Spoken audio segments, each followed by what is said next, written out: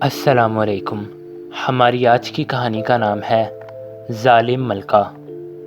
جنگل کے قریبی جزیرے کے برفانی علاقے میں ایک ظالم ملکہ حکومت کرتی تھی، جہاں ملکہ کی اجازت کے بغیر کوئی چڑیا بھی پر نہیں مار سکتی تھی۔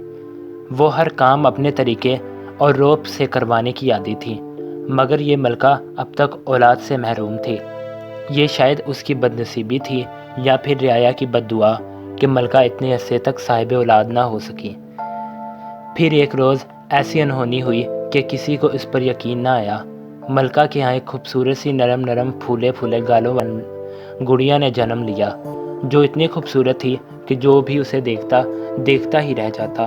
ملکہ نے اس کا نام شہر بانو رکھا۔ دن گزرتے گئے اور شہر بانو بڑی ہونے لگی، لیکن ایک حیرت انگیز بات یہ تھی کہ اولاد کی دولت پا کر بھی ملکہ کے رویے میں کوئی فرق نہیں آیا تھا، بلکہ وہ پہلے سے زیادہ مغرور ہو گئی۔ شہزادی شہر بانو کبھی کبھی اپنی ماں کے رویے سے پریشان ہو جاتی تھی۔ وہ سمجھتی تھی کہ سب انسان برابر ہوتے ہیں اور ان میں کوئی اونچ نیچ نہیں ہوتی۔ رعایا بھی اپنی شہزادی شہر بانو سے بہت پیار کرتی تھی۔ ایک روز شہزادی نے اپنی ظالم ماں کو سبق سکھانے کا سوچا اور پھر اس نے برفانی جزیرے میں برف کا مصنوعی طوفان پیدا کرنے کا فیصلہ کیا تاکہ ملکہ تمام چیزوں سے محروم ہو جائیں اور اس میں بھی محرومی کا احساس پیدا ہو جائے۔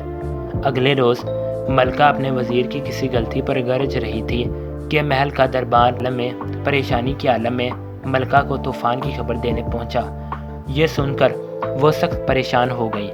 اب تو اسے اپنے سب ظلم یاد آنے لگے جو اس نے رعایا پر ڈھائے تھے۔ ادھر طوفان بڑھتے محل کے دروازے تک پہنچ گیا تو ملکہ اپنے رویوں پر لوگوں سے معافی مانگنے لگی اور آئندہ کسی پر ظلم نہ کرنے کا عہد کیا۔ شہزادی شہر بانو نے جب یہ دیکھا تو اس نے مصنوعی طوفان کو ختم کر دیا۔ پھر اس جزیرے پر لوگ ہنسی خوشی رہنے لگے۔